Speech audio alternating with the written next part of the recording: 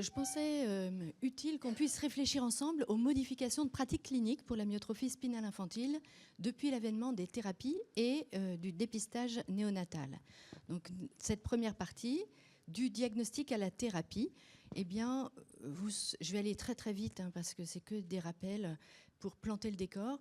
Les 5 types de SMA, le type 0, c'est la forme qui a un début en prénatal, exceptionnel.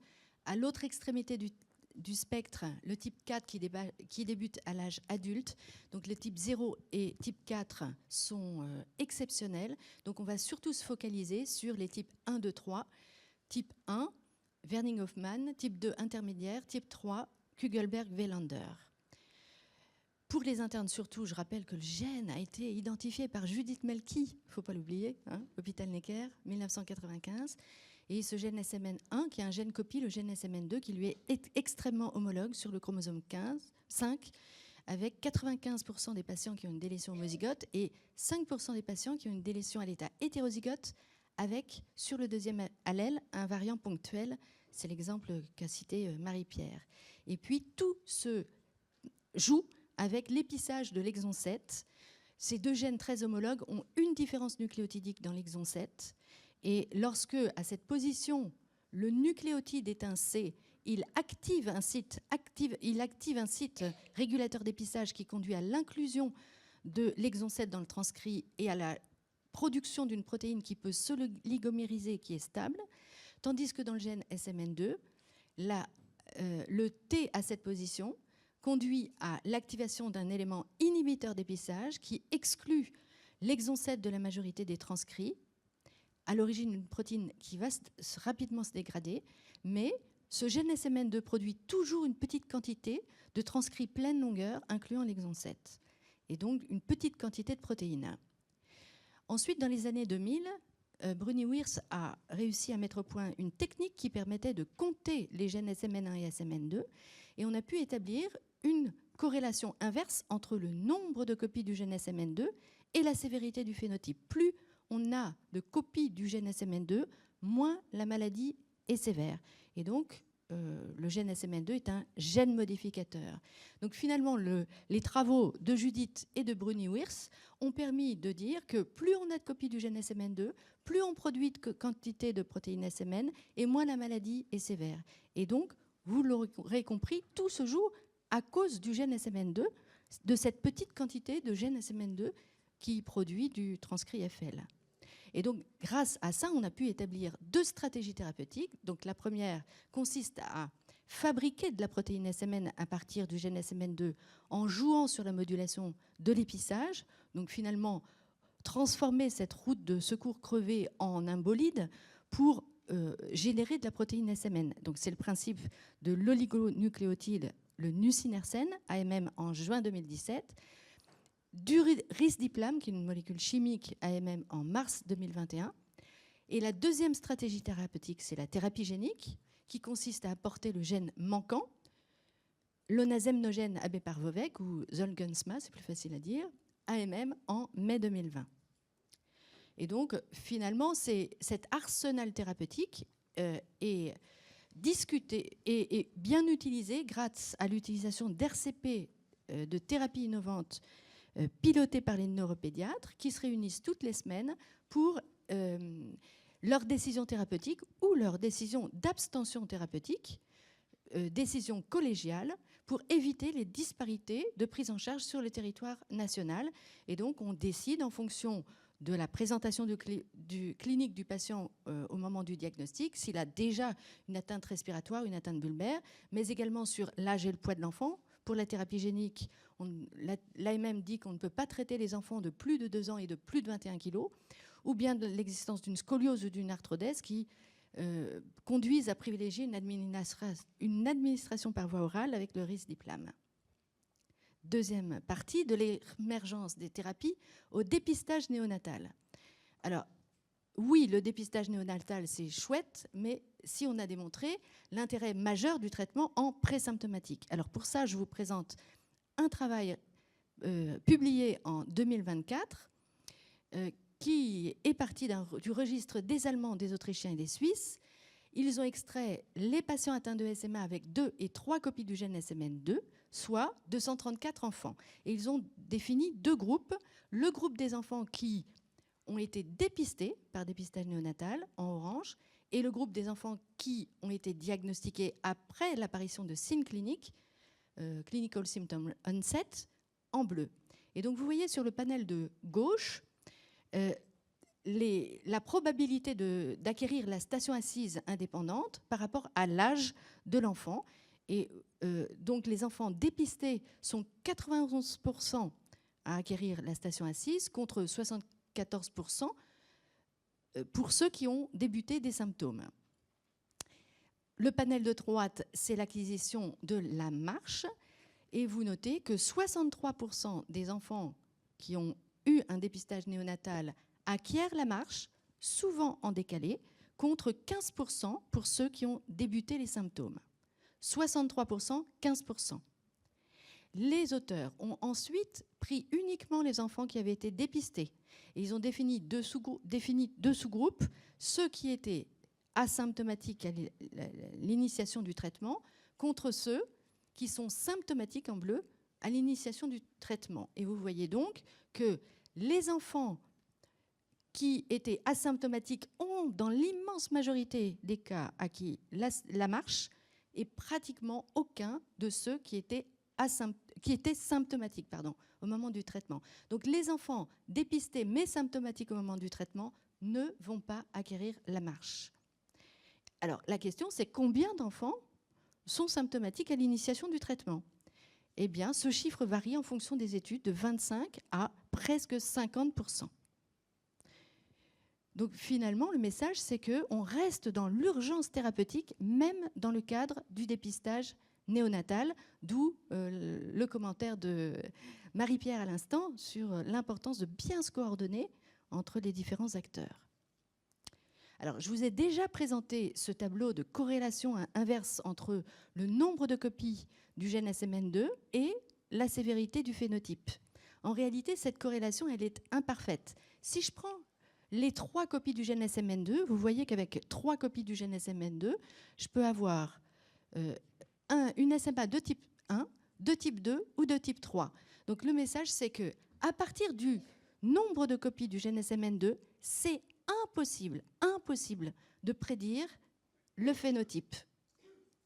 Donc, on est dans une situation inconfortable pour le dépistage néonatal et on a absolument besoin d'autres biomarqueurs pour améliorer ces corrélations génotype-phénotype, on y travaille, pour ajuster le choix des thérapies. Définir qui a besoin d'un traitement, définir quelles molécules, définir des combinaisons de molécules. Dépister, mais pas tous traités. Alors, Marie-Pierre vous en a parlé, les patients qui ont plus de 4 copies ou plus, n'ont pas de thérapie. C'est la politique wait and see. Donc, nous n'avons pas assez de recul en France, mais si je présente cette publication de 2023 des Allemands, eh bien, dans leur projet pilote, ils avaient 67 patients dépistés et dans le dépistage national 50. Vous voyez qu'il y a 30% des enfants qui ont 4 copies ou plus et qui donc ne seront pas traités à cause de leur génotype. Donc, pour conclure cette partie, on sait qu'il y a des faux positifs qui correspondent à tous les patients qui ont un variant ponctuel et qui ne seront pas dépistés, soit 5% de l'ensemble des patients qui ne seront pas dépistés. Ensuite, on sait qu'environ 30% des patients ont soit une copie, la maladie est très grave, ou 4 copies, et ces 30% de patients dépistés ne seront pas traités. Et troisièmement, environ entre 25% et 50% des patients sont déjà symptomatiques à l'initiation du traitement. Ces patients qui sont dépistés et traités auront des signes de la maladie. Et donc tout ça pour dire que cette information, elle est complexe et c'est important pour les parents d'avoir une information éclairée, précise par un neuropédiatre qui connaît bien la maladie dès la première consultation d'annonce. Alors, on va maintenant aborder ces changements de pratique clinique induites par les thérapies. La première conséquence, c'est la modification de l'attitude par rapport à la demande de diagnostic prénatal. Ça, on l'observe déjà relativement régulièrement. Il s'agit de couples qui ont déjà eu un enfant atteint de SMA et de couples qui ont déjà expérimenté le traitement pour leur aîné. Ces gens ne demandent plus de diagnostic prénatal, régulièrement ne demandent plus de diagnostic prénatal, mais demandent un diagnostic présymptomatique à la naissance. Je dois mettre un petit bémol quand même pour les enfants qui ont 2 copies du gène SMN2. C'est pour ça qu'il faut faire attention à l'information avec le neuropédiatre. Ça conduit sans doute à inclure au moment du conseil génétique, dans la boucle, avant la grossesse, la consultation avec le neuropédiatre. Ça, c'est une nouvelle attitude à introduire pour présenter cette alternative. Voilà. Deuxième évolution de pratique, c'est pour le conseil génétique des couples hétérozygotes. Donc là, je vous présente une situation rencontrée il y a quelques mois. Il s'agissait de l'oncle et la tante d'une petite fille atteinte de SMA. Dépistage des hétérozygotes en cours de grossesse. On trouve que monsieur et madame sont tous les deux hétérozygotes. Je savais qu'il y avait une grossesse en cours. Je découvre que c'est une grossesse gémellaire. On organise un diagnostic prénatal et on montre que les deux fœtus ont une délétion à l'état homozygote du gène SMN1. Les parents disent on veut savoir quel est le nombre de copies du gène SMN2 chez le fœtus. Je dois vous expliquer que jusqu'à présent, nous faisons attention d'utiliser une méthode qualitative pour le diagnostic prénatal pour ne pas révéler le statut d'hétérozygote. Et là, on savait que les fœtus avaient une délétion à l'état homozygote. On a accepté d'utiliser une technique quantitative pour compter le nombre de copies du gène SMN2 et on a montré que ces deux fœtus avaient 3 copies du gène SMN2.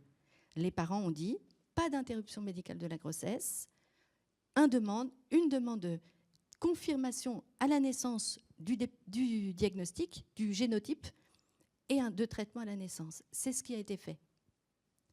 Donc, pour nous, c'est nouveau. Au laboratoire, on va être obligé de développer ces nouvelles technologies pour répondre à cette demande. Troisième situation d'évolution des pratiques. On n'a pas assez de recul encore en France, et je m'appuie toujours sur cette publication des Allemands. Alors cette fois, c'est un article de 2021, où dans 2 situations de dépistage d'enfants avec 4 copies du gène SMN2, en examinant les aînés, ces aînés avaient des petits signes neurologiques, et en fait, c'était une SMA de type 3 qui a pu être portée chez les aînés. Donc, le message, c'est de dire de ne pas oublier, lorsqu'on fait un dépistage chez un enfant et qu'il y a 4 copies, donc une forme un peu plus tardive, de s'intéresser aux aînés et de ne pas hésiter à faire du diagnostic présymptomatique. Pour l'instant, on réalise relativement peu, sans doute trop peu, de diagnostic présymptomatique dans ce type de situation.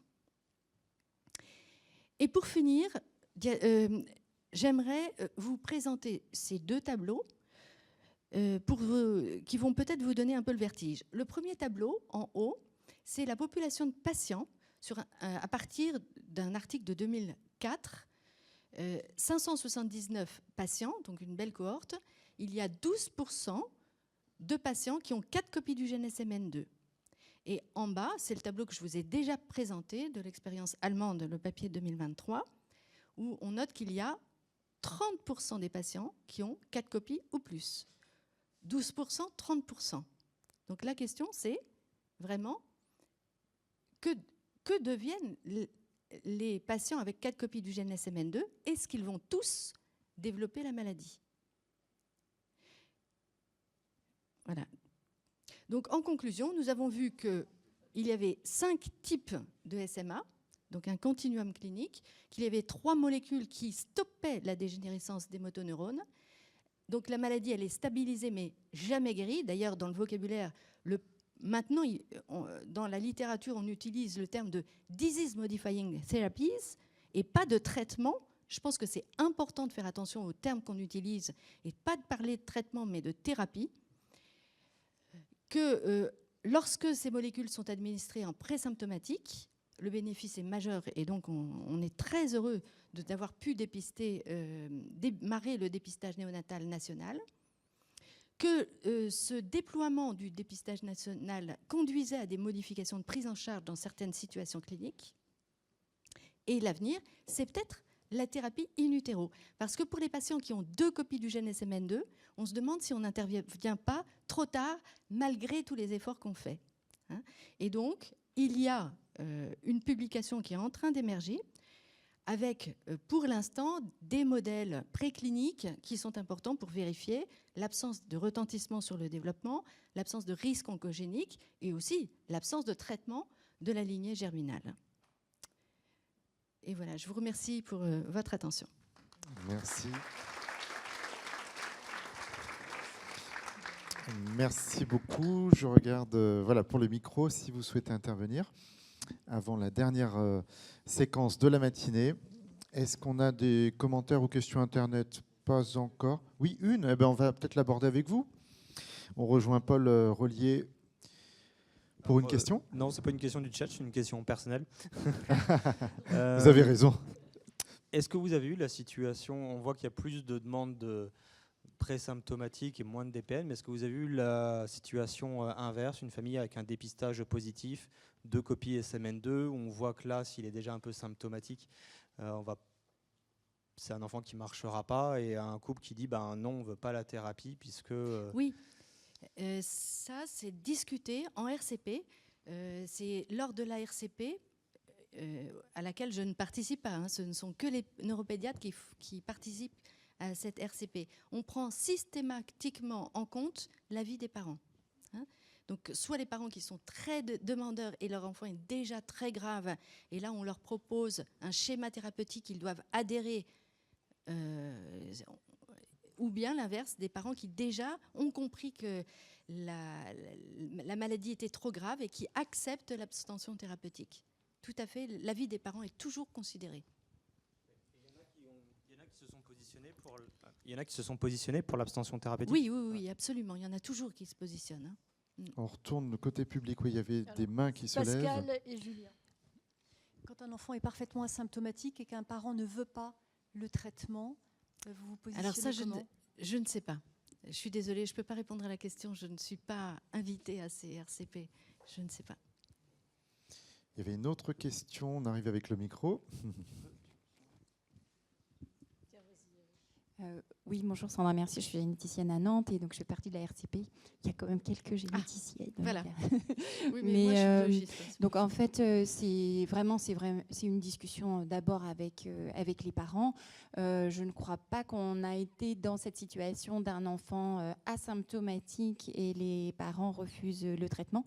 En revanche, oui, il y a eu des situations, comme tu le disais, Pascal, où un enfant qui est déjà symptomatique, donc il y a eu un cas d'endépisma, on l'a vu.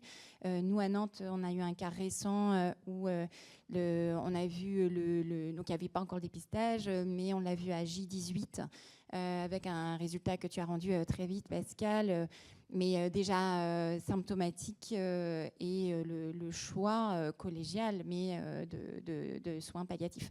Donc voilà, il y a encore ce choix et discussion avec la famille. Après, moi, j'ai pas des chiffres comme ça, mais j'ai pas eu cette impression, Pascal, qu'il y avait une chute de demande de DPN pour les familles qui ont un premier enfant atteint. J'ai l'impression qu'on en voit encore, mais peut-être... Enfin, toi, tu le vois plus au niveau du labo. Souvent, ils demandent un diagnostic prénatal, mais après, ils ne demandent pas d'interruption médicale de la grossesse. Alors déjà, oui, nous, dans nos chiffres, on a moins de diagnostic prénatal. C'est sûr, sur l'évolution, là, depuis quelques années, on a moins de diagnostic prénatal. Mais on a aussi ce suivi post-DPN qui est différent. Et pourquoi ça vous interroge, ce décalage, en fait ? Je trouve que c'est une évolution.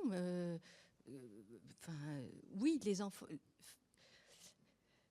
Dans les textes de la loi, le DPN, il est accepté pour les maladies d'une particulière gravité, incurables au moment du diagnostic. Là, on n'a pas de traitement qui soigne la maladie. mais qui change radicalement le cours de la maladie. Pour les 3 copies, ça change radicalement le cours de la vie. On peut s'interroger. Moi, je trouve que les parents qui spontanément accèdent à ce type de raisonnement, c'est absolument remarquable. Il faut être, c'est notre responsabilité d'être totalement transparent sur l'information. Les 2 copies, ça reste une maladie sévère. On transforme une SMA de type 1 en SMA de type 2, en gros. Hein, si je suis très schématique, hein. Ça reste une maladie très sévère. Merci Pascal. Julien Vangils à Bordeaux, généticien. J'avais la question à l'inverse, c'est-à-dire que est-ce que dans les situations où vous avez l'expérience de 4 ou 5 copies, et là où normalement il n'y a pas de traitement, si j'ai bien compris, vous avez des parents qui étaient extrêmement demandeurs malgré tout, et malgré les explications d'un traitement. Et comment vous gérez ce type de situation ? Alors là, c'est peut-être Sandra qui va pouvoir répondre, hein.